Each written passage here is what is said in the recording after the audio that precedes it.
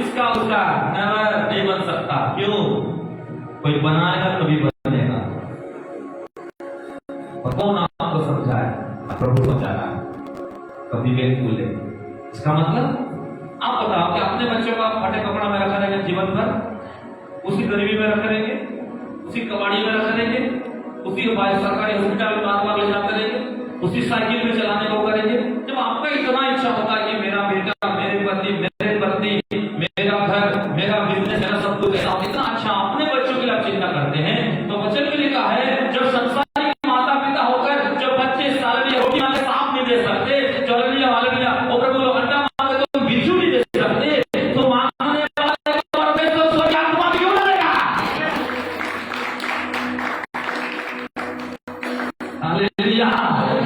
हम लोग चिंता, बोझ, अपना अपना, मेरा परिवार, मेरा जीवन, मेरा भविष्य, मेरे हालेलुया, ये लोग आज निकलो कलीसिया, ये अंत का समय है।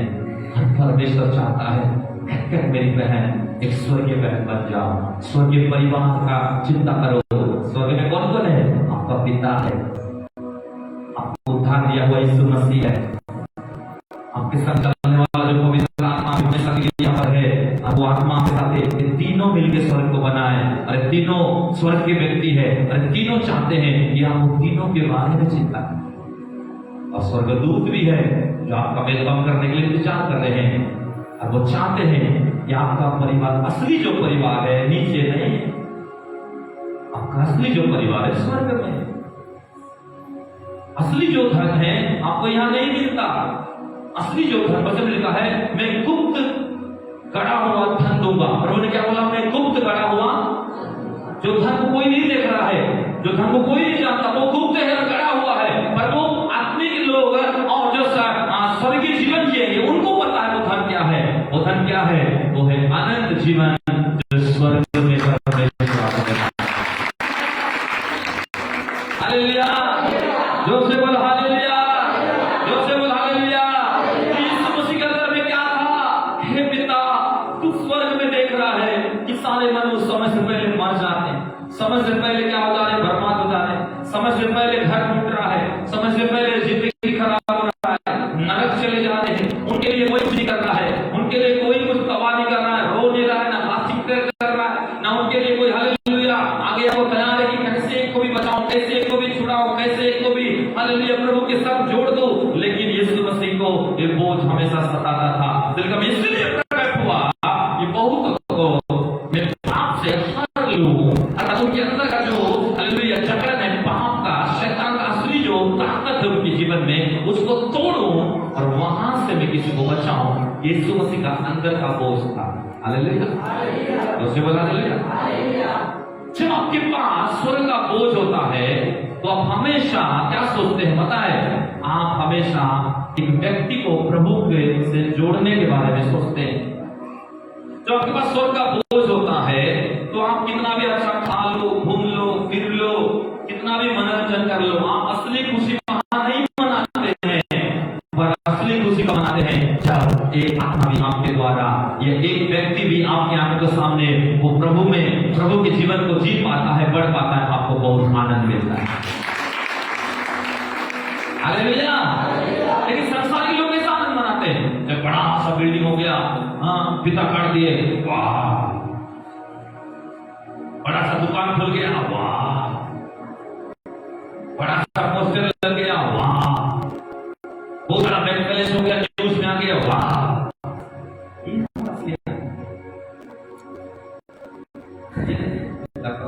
क्यों? अरे असली आनंद होगा जीवन में आपके पास होता, छोड़ के नहीं जाते मेरा। सोलोमन लिखता है सब कुछ व्यर्थ है।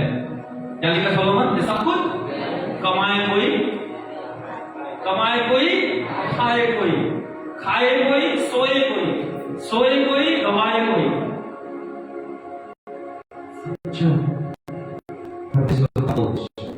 इतना महत्वपूर्ण है उसी कलीसिया में। हालेलुया, जोर से बोल हालेलुया, जोर से बोल हालेलुया।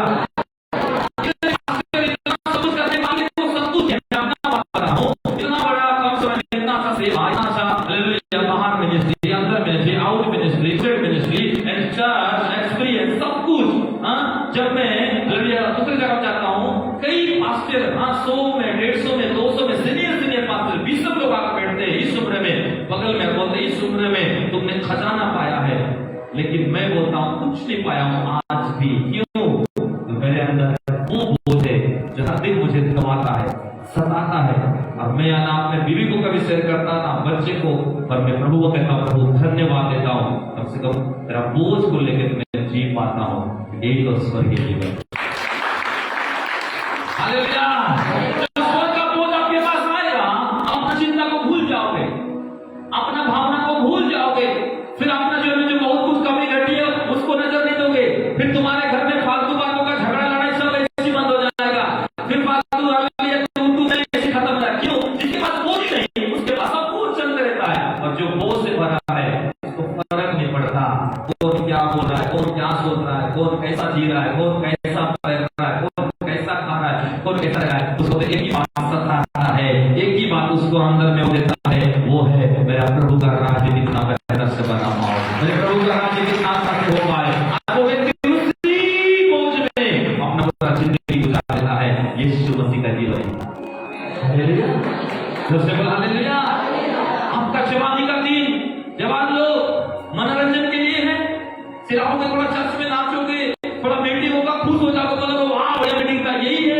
नहीं, अपने जीवन के अंदर राज्य का बोझ जीवन के अंदर। हालेलुया। देखो इसके पास बोझ होता है, वो व्यक्ति हमेशा एक टूटा हुआ जीवन जीता है। कैसा जीवन? वो मनोरंजन नहीं करता, वो हमेशा संसार के लोग उतना आनंद नहीं होता है, वो आत्मिक चीजों में ही हमेशा आनंदित होता है, और हमेशा वो अपना वेदना को प्रभु से शेयर करता है। देखते हैं, चलो यूहन्ना की सुसमाचार 11 अध्याय है। यूहन्ना की सुसमाचार 11 अध्याय है, उसका 33 पद और 35 पद को पढ़ेंगे। 33 और 35।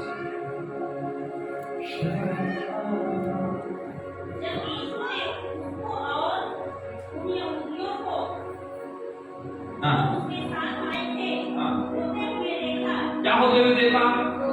सब लोग बोलो रोते हुए देखा। तो यीशु आत्मा में बहुत उदास हो गया, व्याकुल हुआ। पढ़ो और कहा तुमने उसे कहाँ रखा है? उन्होंने उससे कहा हे प्रभु चलकर देख ले। यीशु क्या किया? हालेलुया। दूसरे हालेलुया। जब लाजर मर गया, संदेशा भेजा गया था और यीशु मसीह को क्या किया गया? बुलाया गया था। यीशु मसीह देरी से आए, लेकिन जब यीशु मसीह उस जगह में आए तो बहुत से यहूदी रो रहे थे। क्यों रो रहे थे? एक अच्छा भाई हमारे बीच में चला गया। और यीशु उदास होकर आत्मा में होकर क्या बोला? तुमने उसको कहाँ रखा है? उसके अंदर का बोझ उसको सताया। क्यों? पहली बार यीशु मसीह किसको देखा वहां? मौत की रोने का और मातम छाया हुआ परिवार का आंसू, और एक व्यक्ति जो मर गया उसके गम और उस मृत्यु का दुख के लिए लोग कैसा तड़प रहे थे, उस चीज यीशु देखा और उसको बर्दाश्त नहीं। आपको पता है कभी ऐसा आपके सामने कोई एक्सीडेंट में मर गया, सुसमाचार नहीं सुना था, आपके परिवार में कोई नशा में वेंटिलेशन में पड़ा है और वो व्यक्ति अभी तक यीशु के बारे में एक बूंद नहीं जाना है, या आपके पास मौका था उसको आप मिल सकते थे, आपके पास मौका था घुटना टेक सकते थे उसके लिए, आपके बगल वाला, आपके घर वाला, आपके पड़ोसी वाला, आपके कॉलोनी, आपके पारा, आपके भतीजा, आपके फूफा, आपके मामा, आपकी बहन, आपके भाई, आपके रिलेटिव, आपका दोस्त, लेकिन वो शैतान ऐसा किया कि उसको क्या कर दिया? तुम्हारे आंख के सामने ही नरक में हर ले लिया। और यीशु मसीह ने उसका पाप को निकालना चाहा था, पर आपने कभी उसके लिए नहीं रोया। क्या है बोझ? बीवी का बोझ, बीवी का बोझ लेगा, बीवी का ही लेगा, कभी यीशु का नहीं होगा। बच्चा का बोझ लेगा, वो बच्चा ही लेगा, बच्चा ही लेगा, यीशु का कभी नहीं होगा। जब पैसा का बोझ लेगा, वो पैसा का ही लेगा, प्रभु का कभी नहीं जो संसार का बोझ ज्यादा लेते हैं वो संसारिक रहेगा, स्वर्गीय कभी नहीं हो सकता। स्वर्गीय कौन है? स्वर्गीय वो है जो दूसरे के लिए रोता है। हालेलुया! दूसरे के लिए रोता है। क्या बोझ है हमारे कलीसिया के अंदर में? क्या आपके अंदर में बोझ है? आपके लोगों के लिए, आपके परिवार के लिए, आप उस व्यक्ति के लिए जिसे आप रो देते हैं, क्या आपके अंदर आंसू है कि कैसे इस व्यक्ति को मैं प्रभु जो भी हो पर कुछ नहीं हो तेरे नाम के बारे में बताऊं, कुछ नहीं इसके बारे में घुटना टेकूं, कुछ नहीं बारे में इसकी आत्मा को बचा करके मैं तेरे पास लाऊं, भले को प्रभु मैं रह ना जाकर बातें, लेकिन मेरे अंदर एक बोझ है। क्या आंसू है? अब क्या बोल सकते हैं स्वर्गीय व्यक्ति बन गए? स्वर्गीय व्यक्ति वो नहीं, मैंने कहा सिर्फ मुंह से गीत गाता है। स्वर्गीय व्यक्ति वो नहीं सिर्फ ताली से गाना गाता है। स्वर्गीय व्यक्ति वो नहीं सिर्फ मुंह से शब्दों से प्रचार करता है, और असली प्रचारक, असली प्रभु का सेवक और विश्वासी और कलीसिया वो है जो हर दिन लोगों के लिए आंसू बहा के परमेश्वर का बोझ ले सकते हैं। हालेलुया! जोर से बोलो हालेलुया! कि इसके लिए पूरा कलीसिया और भद्र का काम हो जाएगा,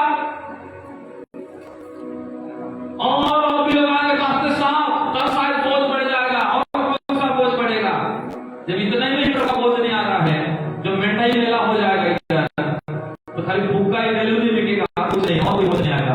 बोझ लोगों से नहीं आता है, बोझ स्वर्ग से आता है, बोझ परमेश्वर से आता है, बोझ परमेश्वर का हृदय से आता है, बोझ प्रभु की भावना, प्रभु की इच्छा, प्रभु के दृष्टि को, प्रभु के हालेलुया जीवन में प्रभु के साथ जीवन जीने से, उसके तत्व और समानता को महसूस करने से बोझ आता है कि मैं क्यों बनाया गया हूँ, रखा गया हूँ, ठहराया गया हूँ, जीवित हूँ, इसीलिए कि परमेश्वर का बोझ अपना बोझ बना। आमीन, हालेलुया!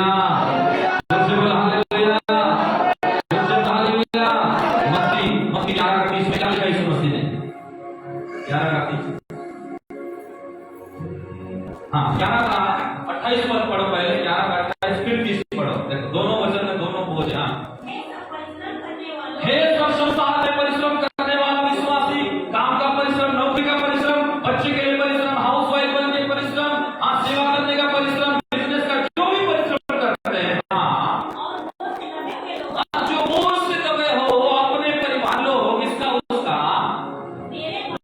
इसे मुसीबत मेरे पास आओ उस बोझ को लेकर, प्रभु बोलता है मैं तुमको विश्राम दूंगा, तुम अपना घर का सबका बोझ मुझे दे दो, अपना चिंता, मैं तुमको विश्राम दूंगा, मैं तुमको संभालूंगा, मैं तुमको छुड़ाऊंगा, मैं तुम्हारे लिए परवाह करूंगा, मैं तुम्हारे लिए प्रबंध करूंगा, मैं तुम्हारे लिए रास्ता खोलूंगा, मैं तुम्हारे लिए सब कुछ करूंगा। तब तुमने मेरे लिए एक छोड़ा है, मैं तुमको 10 दूंगा, तुमने एक जमीन दिया है, मैं तुमको 10 जमीन दूंगा, एक घर दिया है तुमको मैं 2 घर दूंगा, एक बैग खाली किया मैं और 3 बैग भर दूंगा, अगर तुम लोग 1 घंटा समय दिया तुमको मैं 10 घंटा समय दूंगा, पर तुम आओ अपना बोझ लेके मेरे पास, मैं तुम्हें विश्राम दूंगा।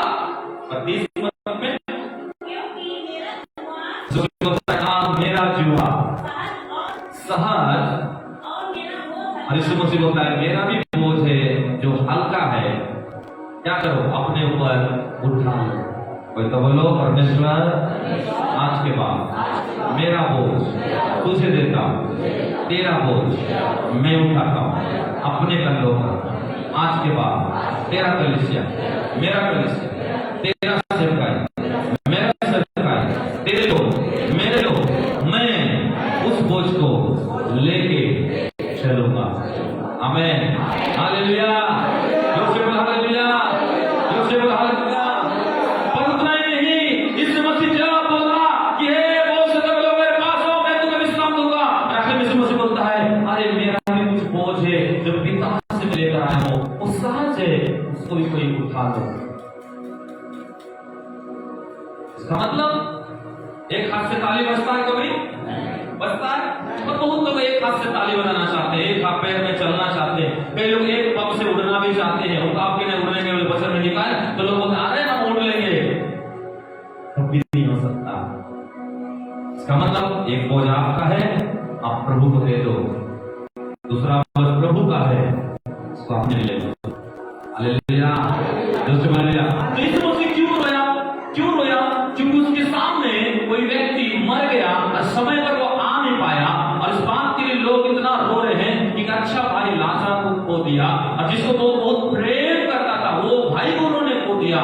इसलिए यीशु मसीह को भी आत्मा में उदासी आया। क्यों? बोझ था, इसीलिए उदासी आया। और समझ बोला कहां रखे हो, तो बर्दाश्त नहीं हो रहा था, उसका बेचैनी बढ़ रहा था, उसके जीवन का बोझ उसको सता रहा। कहां रखो, जल्दी बताओ, कैसे रखो, जल्दी बताओ, किस हालत में, जल्दी बताओ, कहां रखो, जल्दी बताओ। क्यों? तो तड़प रहा है उस बोझ से, बेचैन उस बोझ से। वो प्रभु के लोग हालेलुया अंदर रो रहा है। थोड़ा आंसू तो लोग देखे, पर उससे ज्यादा कई आंसू उसके अंदर में है। उसका थोड़ा सा हालेलुया वो बोझ का दर्द को लोग थोड़ा देखे, पर अंदर तो कई गुना ज्यादा बोझ उसके अंदर में। क्यों? क्योंकि व्यक्ति को मैं समय से पहले बचा नहीं पाया। एक व्यक्ति को हालेलुया आज हालेलुया सबके सामने उसके लिए लोगों रोते हुए आंसू को देखा, और उन आंसू को देखकर, उन तकलीफ को देखकर यीशु मसीह का बोझ उसको और दबाने लगा।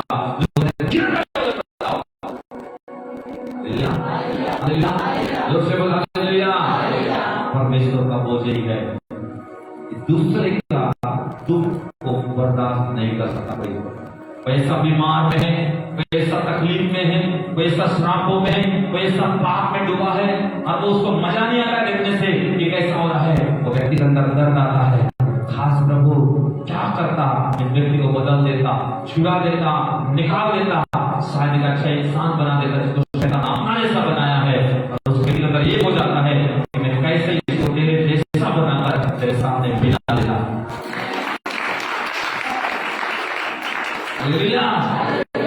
आंसू किस बात का बहता है आपके अंदर में? किस बात के लिए होते हैं? छोटा छोटा झगड़ा होते, किस बात के लिए? हालेलुया प्रभु के हालेलुया आपके मेरे अंदर में इमोशनल आता है।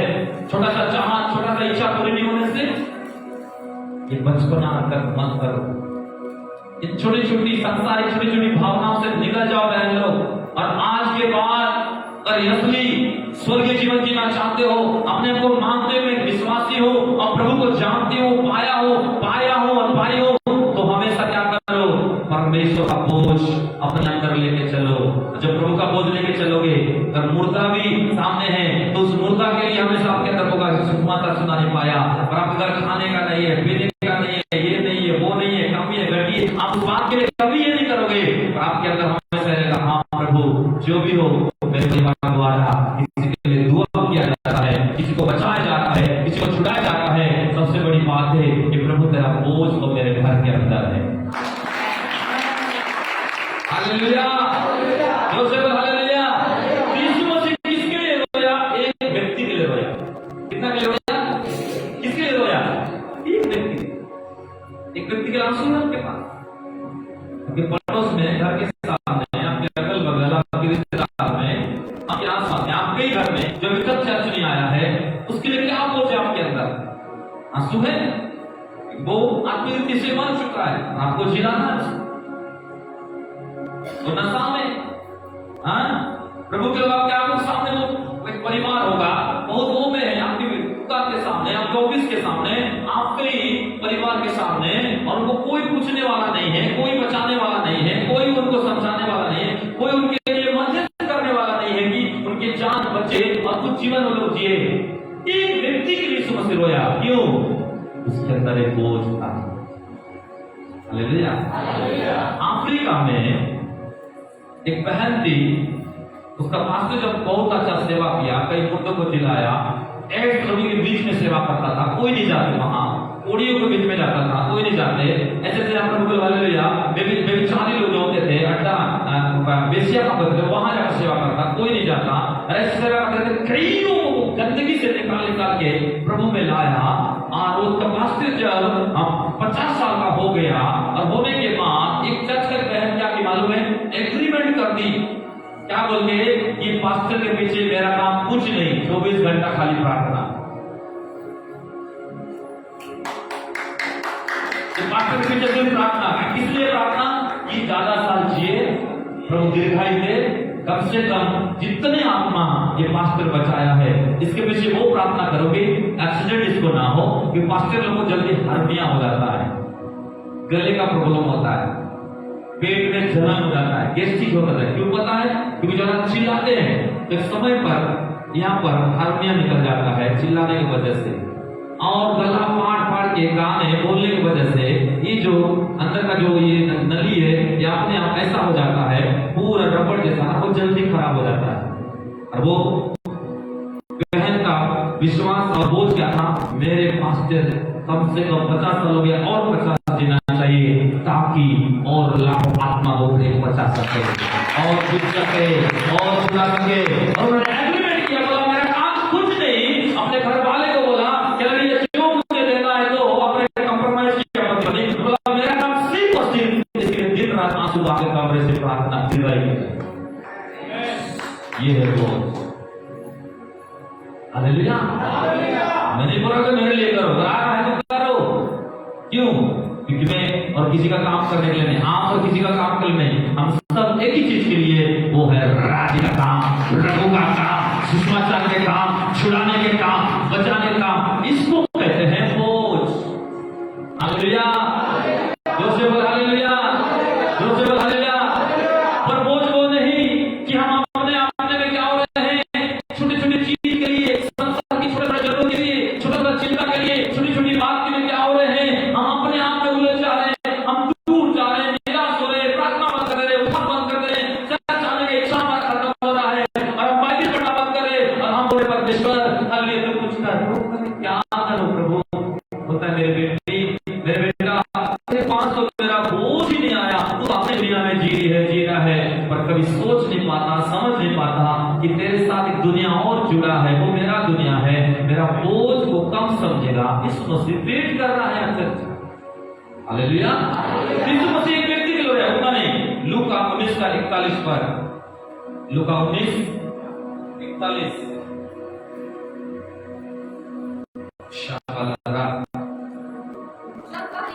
जब यीशु मसीह भीड़ में निकट आया, पूरे सब लोग बोलिए पूरा नगर को देखा। हाँ फिर मैं उस पर क्या किया, क्या हृदय में आंसू है।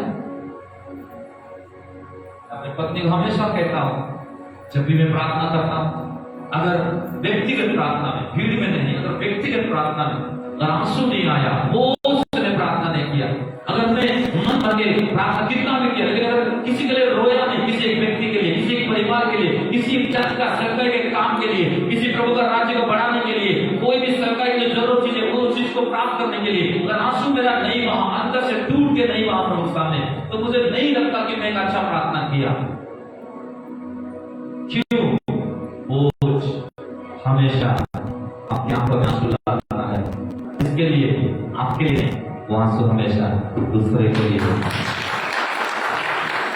हालेलुया। अब जिसके अंदर बोझ है, हो सकता है वो अनपढ़ विश्वासी भी हो, अगर बोझ है सच में वो स्वर्गीय व्यक्ति है। चाहे वो पढ़ा लिखा हो, चाहे वो कम हो, चाहे वो उतना नहीं जाता, लेकिन एक बोझ को लेकर चलने वाला व्यक्ति हो, चाहे बहुत ज्यादा पढ़ा लिखा भी हो, उसके पास भी एक बोझ है। क्यों? बोझ स्वर्ग से आता है, प्रभु की ओर से आता है। वो बोझ जो आता है तो आप बिना मध्यस्थ करे रह नहीं सकते, बिना दूसरे के लिए प्रार्थना करे रह नहीं सकते, बिना दूसरे के लिए गिड़गिड़ाए आंसू बहा रह नहीं सकते। इसीलिए एक बादशाह था, एक ऐसा जन था, जितना सब कुछ करने के बाद भी, चलो मैं बोले जाता हूँ उसके परिचय में, जल्दी से पढ़ो। अब पढ़ते दूसरा कुरिन्थी 11 अध्याय, दूसरा कुरिन्थी 11 अध्याय, उसका 23 से लेकर 27 को पढ़े। चलो पढ़ो कोई, 23 से 27 कुछ आवाज। हाँ,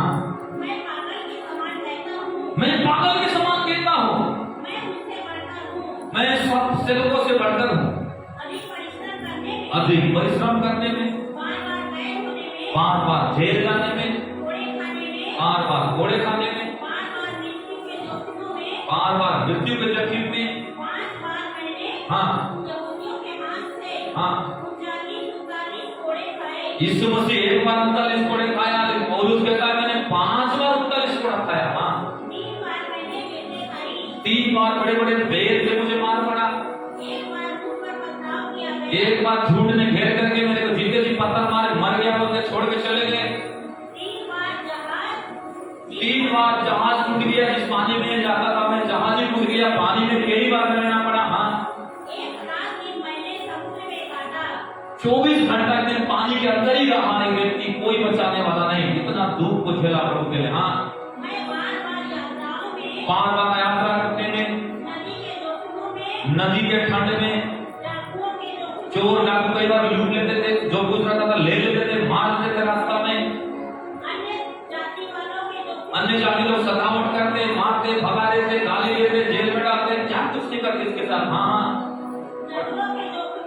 नगर वाले के जख्मों में, जंगल के सांप भालू चेहरे जख्मों में,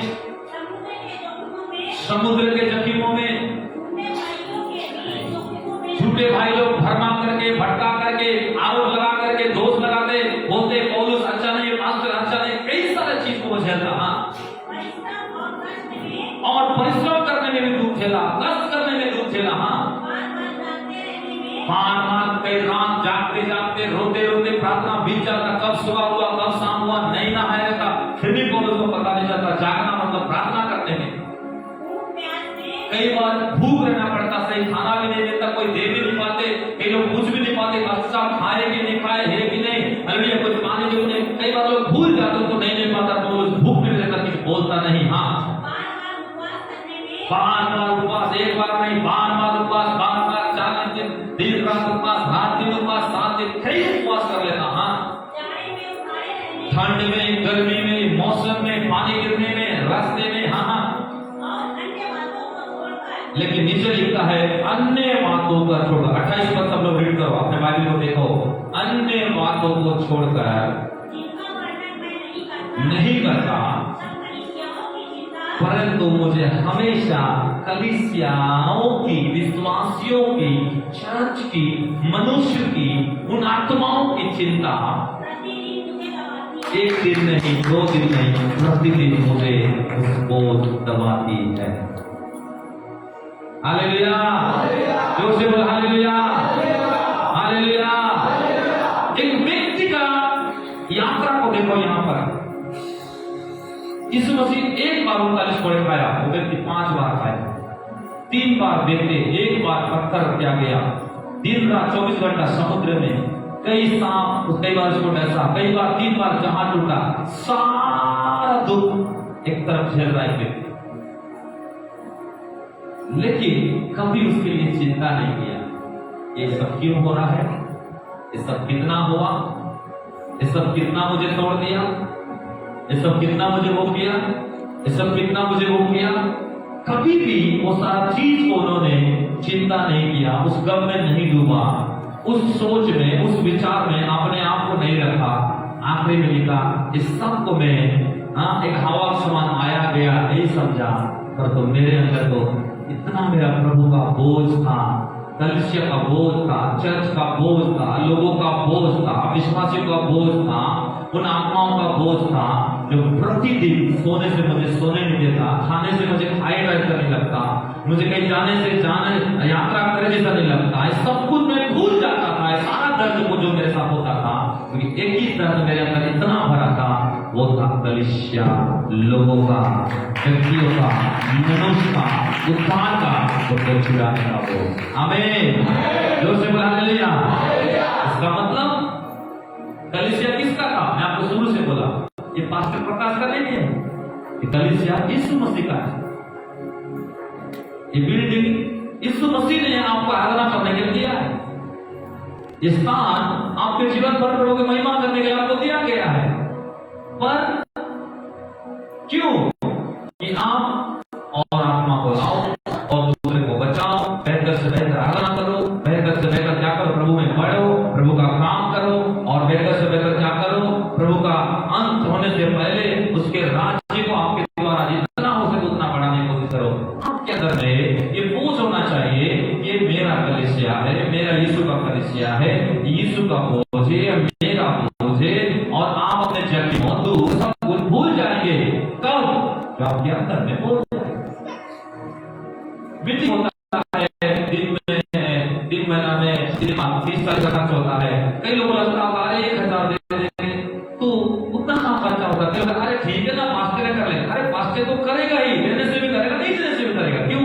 बोझ उसके पास है, वो कौन सा लेके जाएगा। पर आपके अंदर बोझ है, आप क्या करेंगे? आप भी बोलेंगे यस, यीशु का कलीसिया है, यीशु का मीटिंग है, ये प्रभु का आराधना है, हम सबकी उन्नति के लिए है, प्रभु का राज्य के लिए है, तो हम क्या करेंगे? बिन बोले जो पास्टर बोलता है उससे भी बढ़कर, जो कम्युनिटी है उससे भी बढ़कर आप एक एक भाग उठाएंगे। क्यों? क्योंकि आपके अंदर बोझ है, वो बोझ बातों से नहीं, वो बोझ प्रभु के सामने करके आपके साथ। हालेलुया, जोर से बोल हालेलुया। देखो, बोझ दिया नहीं जाता है, बोझ अपने से आता है। खाना जबरदस्ती खिलाया नहीं जाता है, एक व्यक्ति खुद से खाता है तो बलवान होता है। हालेलुया, जोर से बोल हालेलुया। तो पौलुस के जीवन में क्या किया था? उसके लिए चिंता नहीं था। जिस प्रकार का घटना, जिस प्रकार का सताव, जिस प्रकार का बार-बार जेल जाना, जिस प्रकार कभी घटी भूखे रहना, जहां देना हुआ, सब कुछ टाइप करा। पौलुस क्या बोलता है? फिर भी ये सब मुझे दबा नहीं, क्या बोलता है? फिर भी ये सब मुझे दबा नहीं पाया।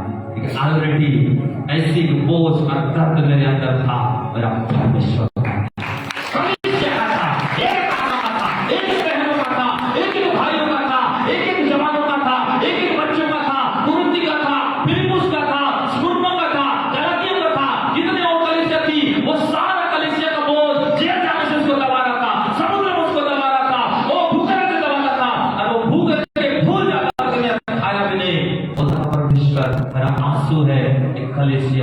और बड़े तेरे महिमा।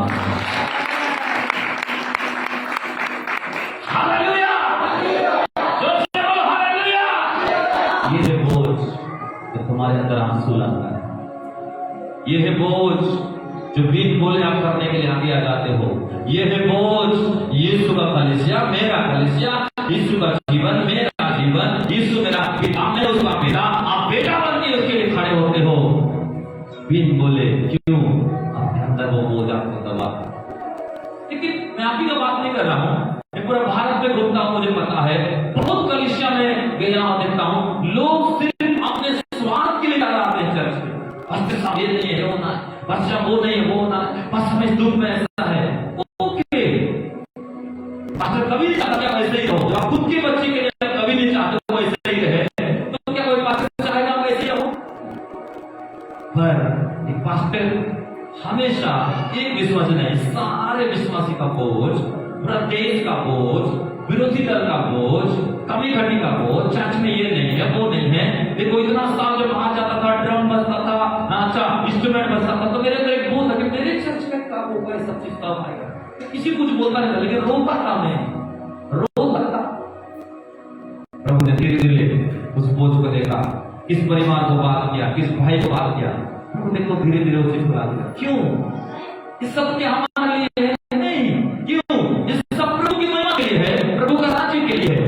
क्यों? क्योंकि सारा चीज जरूरत है सेवा में, ताकि मिल करके, वचन में लिखा है एक बर्तन से काम नहीं चलता, खाने का, पकाने का, देने का, सब काम एक ही बर्तन नहीं आता है, उसके लिए प्लेट भी चाहिए, चम्मच भी चाहिए, ये भी चाहिए, वो चाहिए। उसी प्रकार चर्च में सब मिल करके, चर्च में एक एक चीज जो आता है, जब सब मिल के कंप्लीट हो जाता है, एक अच्छा रसोई का घर, खाने का पात्र, बनाने का पात्र, सब कुछ मिल के जो हम मान लेते हैं। आमीन, हालेलुया, जोर से बोलो हालेलुया, जोर से बोलो हालेलुया। तो सबसे पहले स्वर्गीय व्यक्ति का पहचान क्या है? जिसके पास पिता परमेश्वर का बोझ है, आत्मा को जीतने का बोझ है, कलीसिया का बोझ है, एक विश्वासी का बोझ है, क्या क्या चीज कमी और घटी है उसका बोझ है, एक दूसरे के लिए प्रार्थना करने का बोझ है। हालेलुया, जो से बोला हालेलुया। इसलिए यीशु मसीह नगर को लेकर क्या किया? रोया। क्या किया यीशु मसीह? और इसलिए रोता था, कलीसिया के लिए रोता था, अपने इतने दुख में, इतने गम में, ना अपने भाई, ना अपने जाति वाले, ना अपने यहूदी, उन्होंने किसी का चिंता नहीं किया। और उसका चिंता किसका था? उस अन्य जाति से आए हुए विश्वासी, जिनको पौलुस ने सुसमाचार सुना कर लाया था, तीमुथी ने लाया था, तीतुस ने लाया था, जिनको छोटी छोटी कलीसिया स्थापित किया गया था, और पौलुस उनके चिंता में अपना पूरा जीवन को गुजार दिया। हालेलुया, कितने लोग आज परमेश्वर का हृदय को पा रहे हैं? मेरा हृदय नहीं है, मेरा शब्द नहीं है, उसका हृदय को आपने शेयर करा। वो है ना प्रचार में ज्ञान का और आशा 2-4 पॉइंट लेके, हाँ पहला पॉइंट दूसरा पॉइंट, वो प्रचार में नहीं कर रहा हूं आपको, मैं वो सिखा रहा हूं, वो बता रहा हूं जो प्रभु के हृदय में है, जो उसके पास है, मेरे को दिया, मैं आपको बता रहा हूं। आपको लग रहा है शायद मेरे लिए है, ये आपके लिए आपको लेना पड़ेगा बोझ। हालेलुया, जो से बोल हालेलुया, जो से बोल हालेलुया। प्रभु के दास विलियम केरी, अजी कितने भाग बाइबल है, सबके पास बाइबल है, ये बाइबल से नहीं मिला आपको। एक व्यक्ति ने लंदन को छोड़ा, कलकत्ता में आया, श्रीरामपुर करवाया, अपने पत्नी दोनों बेटा को लेकर आया, कोई भाषा नहीं जानता था, और जब नक्शा बनाया वर्ल्ड का आज्ञा कर रहा था, प्रभु ने बोला भारत में आना है, और वो व्यक्ति उठा करके सब आया, राजकीय जिंदगी जीने वाला व्यक्ति इधर आकर के ऐसे कमांड में रहता था जहां पर मच्छर काटने से उसका बेटी को टाइफाइड मलेरिया हो गया, वो मर गई, उसके बेटी के मरने से पत्नी सदमा में आ गया, वो मर गया, बेटा सब कुछ खत्म हो गया। लोग बोले क्या सेवा लगा, चले अपना देश। विलियम फिर क्या बोला, मैं इसीलिए नहीं आया हूँ कि मैं हार मान जाऊं, मानता हूं मैंने पत्नी को गवाया, बच्चों को गवाया, बेटी को गवाया, जमीन को गवाया, बैलेंस गवाया, देश को गवाया, सब गवाया, पर इस बात का मुझे बोझ आज भी है कि दिन आएगा भारत के गांव-गांव में कलीसिया जो होगा, हर एक हाथ में ये लिखित बाइबल मेरे बोझ, मेरे आंसू के द्वारा पाया जाएगा। ये है बोझ कलीसिया के अंदर, ये है बोझ।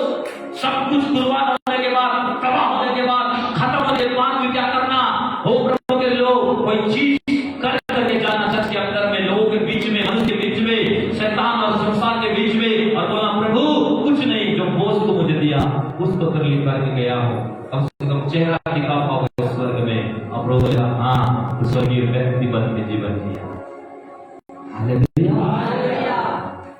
और मैं देखता हूं आने वाला पीढ़ी, आने वाला बहुत से लोगों को यहाँ के, कई बार ऐसा भी होता है, देखो आप जो प्रार्थना निवेदन देते हो, उस प्रार्थना निवेदन से भी पता चलता है कि आपके पास प्रभु का बोझ है, आप कैसे हो। आप जो बोलते हो कई बार, बोझ जो होता है आपके मुंह से, उस बोझ से कई बार ऐसा लगता है कि आपके पास प्रभु का बोझ है कि आपके पास अपना बोझ है। इसका मतलब नहीं कि आपके लिए हम प्रार्थना करना नहीं चाहते, यहाँ आपके लिए हम चिंता नहीं है, यहाँ आपके लिए हम नहीं चाहते आपके लिए सही जीवन बन रहे। अब तो हमारा आंसू और प्रार्थना है डेली। मेरे पत्नी को जो हर दिन में, जब भी आपके लिए एक एक विश्वासी के लिए बिना प्रार्थना करके, चाहे वो 2 बजे 1 बजे कितने बजे भी सो, बिना एक एक घर के लिए प्रार्थना नहीं करके मैं सोता नहीं। क्यों? तो मुझे बोझ है आपका एक एक घर का, एक एक चीजों का। मैं दे तो नहीं सकता सोना चांदी आपके पास, जो कुछ मेरे पास है वो आपको मैं दे सकता। हालेलुया, जोसे बोल हालेलुया, जोसे बोल हालेलुया। तो आज हमारे हाथ में बाइबल कैसे आया? किसी ने बोझ लेकर आया दूसरे देश से, जिन्हें एक बार बाइबल छापने का मशीन बनाया, दुश्मन लोगों ने क्या किया, जाकर जला दिया, बंगाली दादा मन जाकर जला दिए, जलन के मारे, गुस्से के मारे, और दौड़ा है, बोली है नहीं होगा, फिर भी हार नहीं माना विलियम केरी। बोला एक बार जला है, तुम कागज को जला सकते हो, मशीन को जला सकते हो, पैसा को जला सकते हो, हालेलुया मेरे, हालेलुया, वो वस्तु को चाक को जला सकते हो, मेरे अंदर ऑलरेडी एक जलन है, एक बोझ है, एक ऑलरेडी चलता हुआ आग है, उसको तुम नहीं बुझा सकते, ना जला सकते। वो है भारत के हर एक हाथ में बाइबल घर घर में होना है, और सबके हाथ में है। आमीन, हालेलुया, जोसे बोल हालेलुया। हो सकते हैं आप एक दूसरे जात के व्यक्ति होंगे, कोई बात नहीं, पर आपके पास अगर प्रभु का बोझ आएगा आप करोगे। दीजिए नगर अंकल होते 7 जिला का अधिकारी थे, जिसको लिखते हो ना आप लोग, 7 जिला का अधिकारी थे, एक बड़ा बैंक ऑफिसर थे, प्रमोशन हुआ था, क्या था बोझ। क्या मतलब उसको सारा नौकरी को छोड़ देना, क्या मतलब 9 घंटा घुटना टेकना, आंसू बहाना, ऊट जैसा घुटने को चपड़ा कर देना, कई बार 3 बार भिड़ने का समस्या, तो हॉस्पिटल में जाकर पड़े रहना। क्या मतलब प्रभु के लोग अपना जवाब मीटिंग जा रहे थे, एक्सीडेंट हो गया, जवाब बेटी को हो गए, लोग बोले इतना बड़ा प्रार्थनाकारी खुद का बेटी को नहीं बचा पाया। बोझ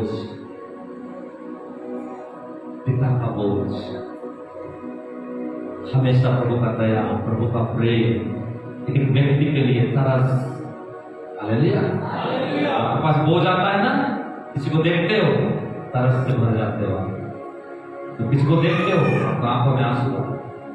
जब किसी को देखते हो आपके अंदर में बिना प्रार्थना करे हालेलुया उस नाम उस व्यक्ति के लिए आप चुप नहीं करते। क्यों? ये बोझ है, तुमको सता है, तुमको बोलता है। यही तो यीशु मसीह के पास, यही तो परमेश्वर के पास। हालेलुया। जो से बोला हालेलुया। ये तो पौलुस के पास था। हालेलुया। तो आप एक कर्मचारी हो सकते हैं, आप एक हाउसवाइफ हो सकते हैं, आप एक बिजनेस करने वाला, एक खेती किसानी वाला, आप एक हालेलुया वो प्रभु के लोग करने, कोई भी आप हो सकते हैं। और आपके पास क्या बोझ है?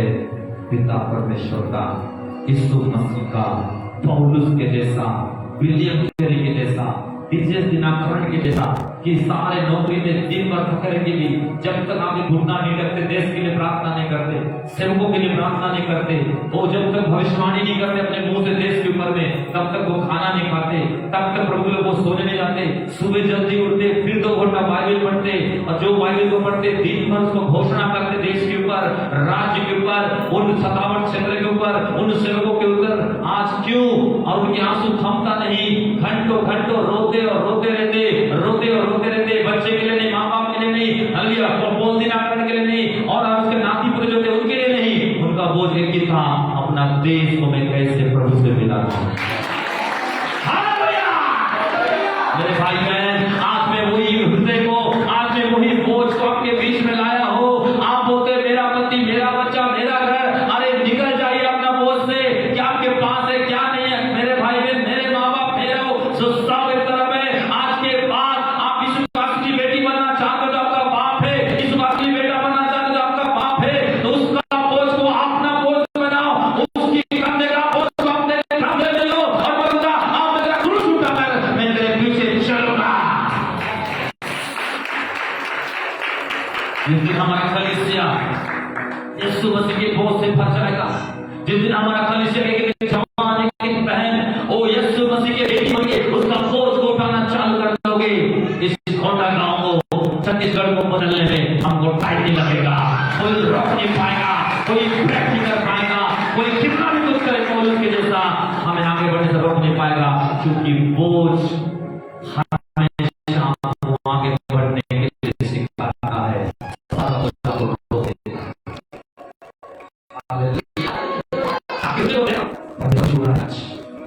आपको छेदना है, अपना दर को परमेश्वर बता रहा है।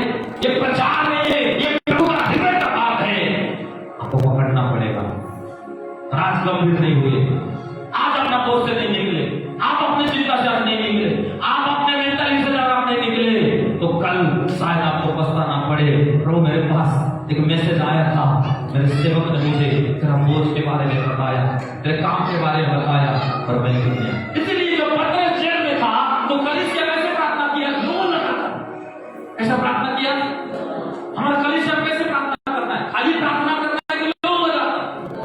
लो मतलब बोझ के साथ, लो मतलब बोझ के साथ, आंसू के साथ, उपवास के साथ, घूमने के साथ, घंटों प्रार्थना, प्रभु के सामने खड़े रहना, जब तक आपको उस भाई को जान ना मिले, उस व्यक्ति की गवाही करना है, तब तक उसके नगर में, उस एरिया में कुछ चीज आपको चीज दिखाई ना दे, तब तक आप प्रार्थना और प्रार्थना, प्रार्थना और प्रार्थना और प्रार्थना।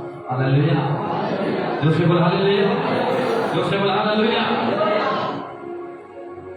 तो ये है बोझ जो आपको उठाना है प्रभु के लोग, और परमेश्वर चाहते हैं जो आपके पास बोझ आएगा, आपके पास आंसू भी होगा, आपके अंदर तरस होगा, आपके अंदर दया होगा, आपके अंदर प्रेम होगा, आपके अंदर क्या होगा? दीनता होगा, आपके पास क्या होगा? प्रभु के हालेलुया बेचैन होगा, आपके पास क्या होगा? प्रभु के हालेलुया दूसरे के लिए विनती करने का, दूसरे के लिए प्रार्थना करने का इच्छा होगा। जब बोझ नहीं आता है ना, आप अपने लिए भी प्रार्थना करते हैं। जब बोझ आता है अपने लिए प्रार्थना करना बंद कर देते। हमेशा दूसरे के लिए मत, दूसरे के लिए आंसू, दूसरे के लिए रोते हो, लोगों को देख के रोते हो, किसी को देख के हंसते हो, एरिया, नगर, ज्यादा कोई न्यूज देखे, कोई घटना देखे, जलन आता, तो मेरे लिए ऐसा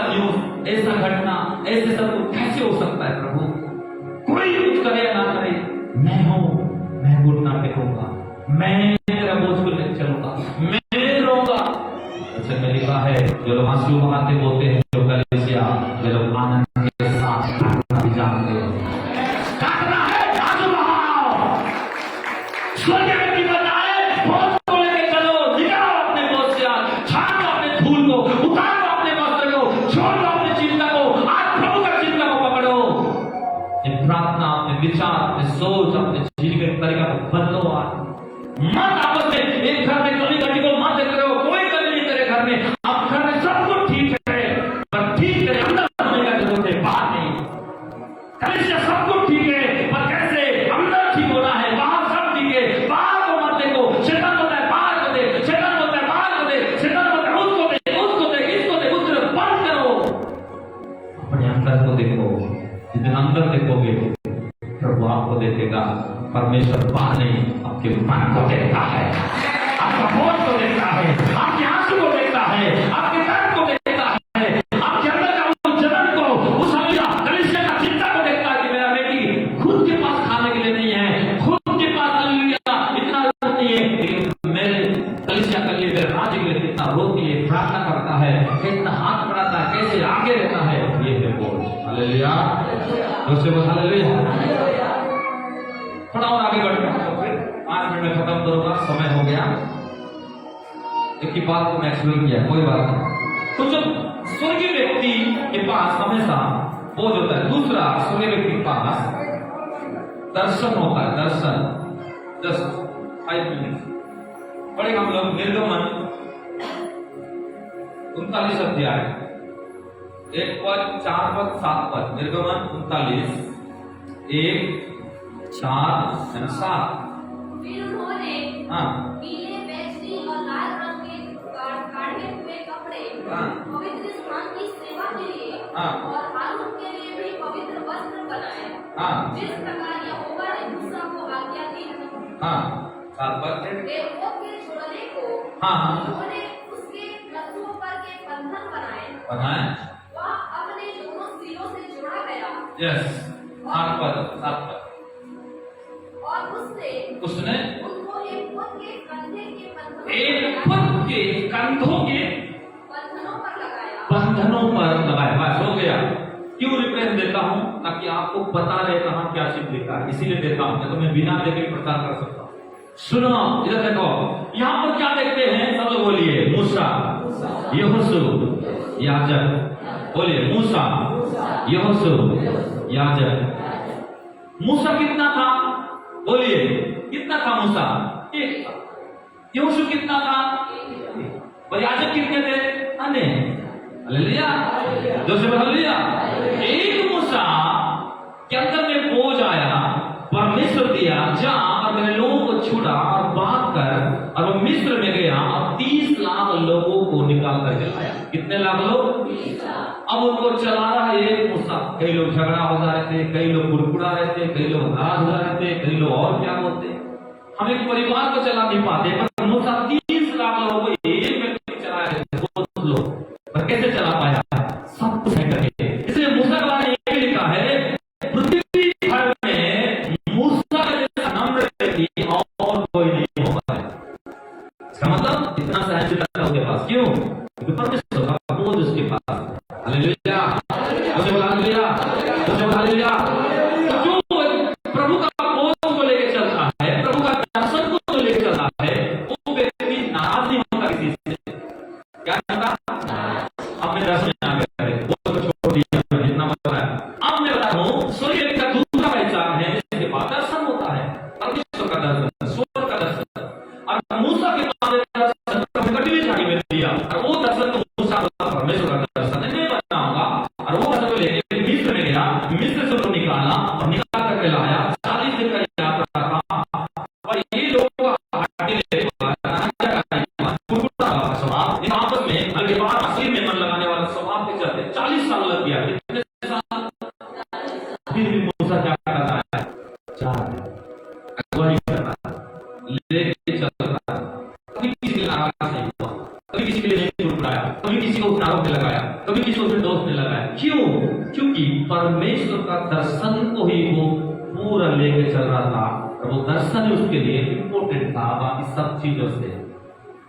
दूसरा, आपके पास स्वर्गीय व्यक्ति अगर आपको बनना है, स्वर्गीय व्यक्ति बनना चाहते हो तो आपको दूसरा दर्शन को लेके चलना पड़ेगा। मेरा नहीं, परमेश्वर का।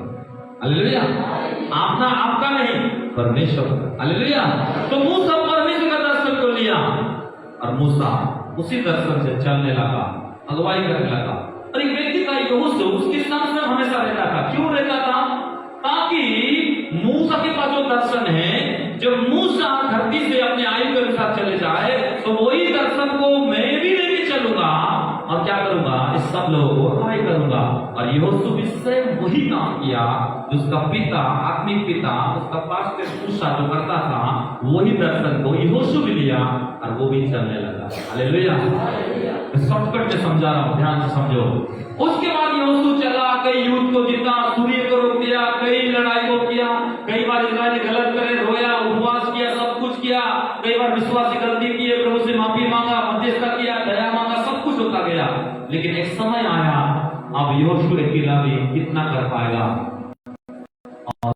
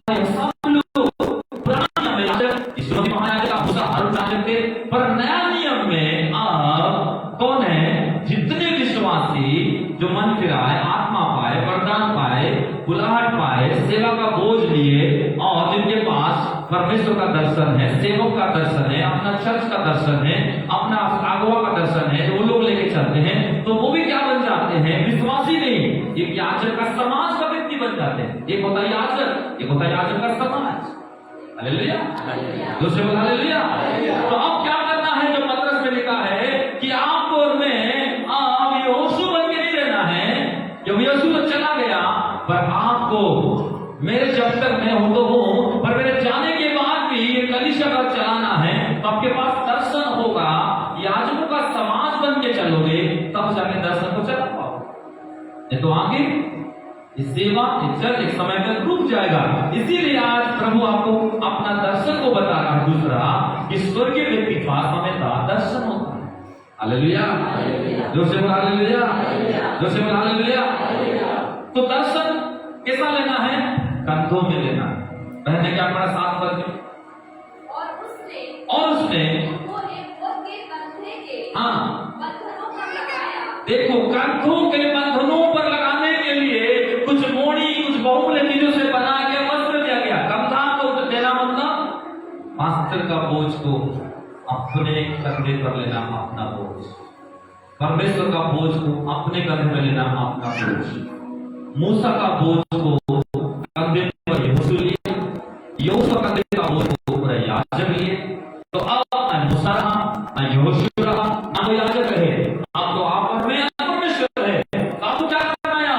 जो बोझ आपका पास्टर लेके चल रहा है, सेवकाई का बोझ, आत्मा सुनने का बोझ, राज्य को बढ़ाने का बोझ, और लोगों को राज्य में तैयार करने का बोझ, तो इस बोझ को क्या करना है? आपको कंधा देना है, आपको कंधे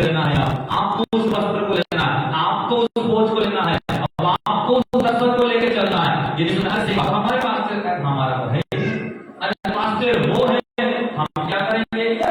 ऐसा सोचेंगे आपके पास बोझ नहीं आया है, आप प्रोग्रेशन नहीं समझे। दूसरा आपको समझना पड़ेगा कि जितना भी खर्चा करते हैं, जितना भी मांसू बहाते हैं, जितना भी हम मेहनत करते हैं, ये किसी व्यक्ति के लिए नहीं है, पर जो दर्शन प्रभु दिया है उसी दर्शन को दिया।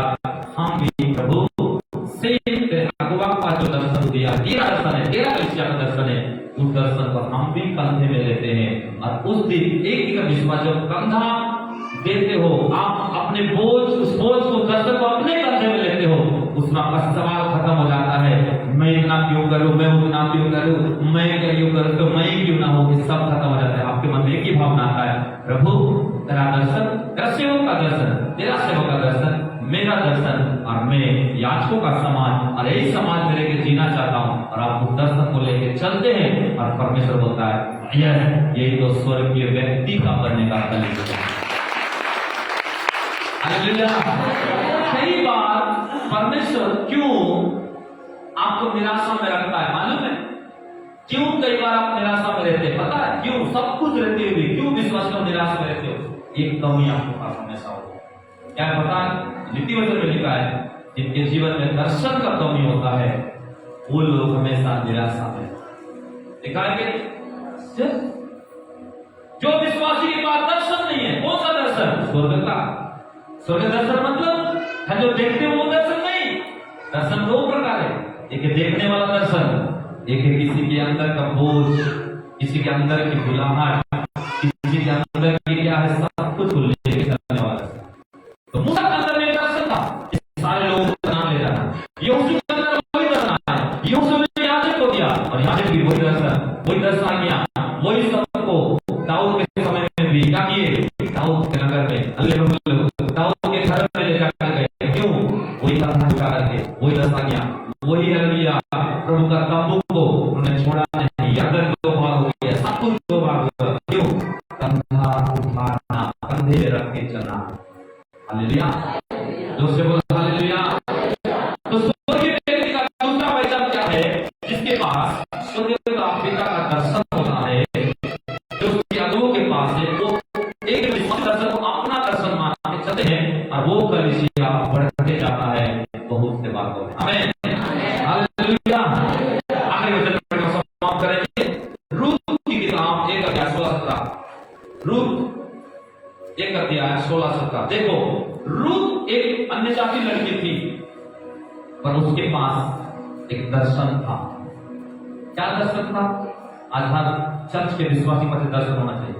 1:16। हाँ, रूत बोली, हाँ, तू मुझसे यह विनती ना कर। रूत बोले तू मुझसे विनती ना कर कि मुझे त्याग या छोड़कर लौट जा। कि ऐसा मत बोल मुझे त्याग छोड़ के चला जा, क्योंकि जिधर तू जाए उधर मैं जाऊं, जहाँ तू टिके वहाँ मैं टिकूंगी, तेरे लोग मेरे लोग होंगे और तेरा परमेश्वर, अंडरलाइन करो, तेरा परमेश्वर मेरा परमेश्वर होगा। हालेलुया, जोर से बोलो हालेलुया।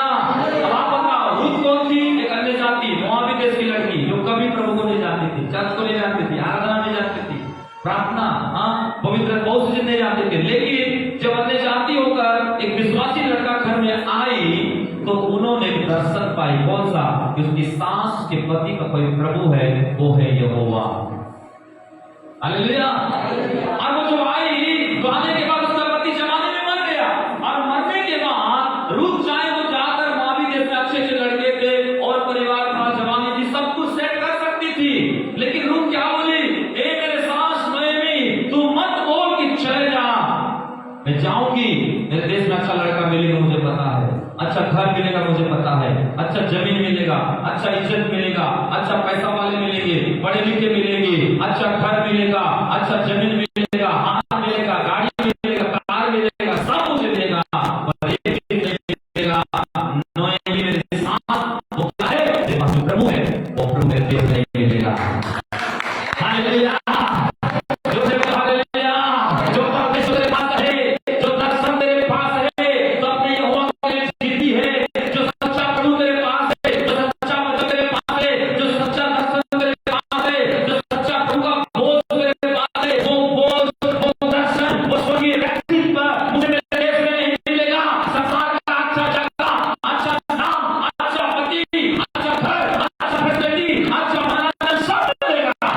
और तेरा प्रभु मुझे नहीं मिलेगा, मेरा देश वहां भी है, वहां पर लोग अपने में जीते हैं, इसलिए कुछ भी हो जाए ये जवानी को तेरे देश में तेरे प्रभु के लिए जी लूंगी, तेरा दर्शन मेरा दर्शन। हालेलुया, जोर से बोलो हालेलुया। आज कलीसिया में सारे बहनों भाई को रूप बनना, तो पास्टर का दर्शन आपका दर्शन, आपका दर्शन आपका बच्चे का दर्शन, आपका बच्चे का दर्शन आपके नाती पोतों का दर्शन। हालेलुया, प्रभु का बोझ, पास्टर का बोझ, मास्टर का बोझ, आपका बोझ, आपका बोझ, आपकी पत्नी का बोझ, आपके बच्चों का बोझ, आपका बोझ आप छोड़ दीजिए, आप प्रभु का बोझ को लीजिए, प्रभु का दर्शन को लीजिए। रूप बनना है आपको सच में। हालेलुया, दूसरे बोल हालेलुया। आखिरी बात बताकर समाप्त करता हूँ। अब्राहम को प्रभु ने दर्शन दिया और बोला तू निकल और एक ऐसे देश में जा जहां पर मैं तुझे दूध और मधु का बहने का देश है, मेरे वंश को वहां बैठाऊंगा। और निकले कौन कौन? लूत और अब्राहम, उसका भतीजा। लेकिन जब आते गए बाद में पढ़ लेना घर में, अभी मत पढ़ना। उत्पत्ति 13 अध्याय उसका 14 पद में पढ़ते हो तो वहां पर एक बात लिखा है 13 का 14 में, अब जब गाय बैल धान दौलत सब कुछ बढ़ने लगा तो उस समय लूत हालेलुया क्या करने लगा? अपने पिता अब्राहम से अलग होने लगा। इसका मतलब अब्राहम से अलग नहीं, अब्राहम के दर्शन से वो अलग हो गए। कितना समझ रहे? 13 का 14 में लिखा है और लूत अपने आप को क्या किया? अब्राहम के दर्शन से अलग किया। दर्शन परमेश्वर किसको दिया था? लूत को कि अब्राहम को? जब तक अब्राहम के पास दर्शन था और उसके साथ में लूत था तो कोई समस्या नहीं आया, कोई विपत्ति नहीं आया, कोई दुख नहीं आया, कोई घटना नहीं आया। जिस दिन लूत अब्राहम के दर्शन से अलग हो गया, यानी का 13 14 में वो अलग हो गया, वो उपजाऊ हरा भरा जगह में गया, एक समय आया लूत का सब चपट हो गया। बेटी चले गए, पत्नी चला गया, धन चला गया, लूत भी सब कुछ खत्म हो गया, मोआबी हमने जो जाति बना वो भी खत्म हो गया। क्यों? दर्शन बहुत बड़ा चीज है। पास्टर के पास जो दर्शन है उसका घर का, उसके माँ बाप का नहीं, प्रभु का दिया हुआ दर्शन, प्रभु का हर देश में आत्मा को जीतने वाला दर्शन। आपको जरूर करना है और आपको अपने लिया आपका पास्टर रूप है, आपको बोला पास्टर साहब आपका दर्शन मेरा दर्शन, बोलिए पास्टर साहब, बोलिए परमेश्वर मेरा पास्टर का दर्शन, मेरा दर्शन, तेरा दर्शन, मेरा दर्शन, तेरा बोझ, मेरा बोझ, मेरा सेवक का बोझ, मेरा बोझ, मेरा सेवक नवे भी है, मैं रूप। हालेलुया। तो आप अब्राहम के दर्शन से अलग मत होइए। अब्राहम आपका सेवक है, अब्राहम आपके अगुवा है, अब्राहम आपके गुरु है, जो आप धरती स्वर्ग के बारे में दर्शन बताते हैं। इसका मतलब है आप लूत के बताने पास्टर को छोड़ो, उसका काम हो गया, हम अपना जीवन जिएंगे, अपना बोझ रहेंगे। जिस दिन आप सोच के अपने आप को अलग करेंगे दर्शन से, उस दिन आपका जीवन आगे नहीं बढ़ेगा। कोशिश किया लूत, लेकिन कुछ नहीं हो पाया। इसलिए आखिरी वचन पर खत्म कर दो। फिलिप्पी पत्री 4 का 1, आपको लूत नहीं बनना है, आपको रूप बनना है। फिलिप्पी 4 का 1 राबा शाखा का। Thank you Jesus. फिलिप्पी पत्री 4 के 1 वचन जैसे खत्म हो गया, उस पर हम खड़े होकर पढ़े। हालेलुया, सब लोग पढ़ो। यस, इसलिए हे मेरे प्रिय भाइयों, जिनमें मेरा जी लगा रहता है, मेरे आनंद का मुकुट हो। हे प्रिय भाइयों, उसी प्रकार से सब लोग बोलिए हे परमेश्वर मेरा जी स्वर्ग में लगा है, तेरा बोझ में, तेरा दर्शन में, तेरा हृदय। कितने लोग समझे? स्वर्गीय व्यक्ति वही बन सकता है जिसके पास पहला पिता का बोझ, दूसरा पिता का दर्शन, तीसरा पिता का हृदय। एक बात छूट गया, कोई बात नहीं, पर मैं आपको पूरा जितना मैंने कोशिश किया एक्सप्लेन करने का। आइए खड़े हो जाओ।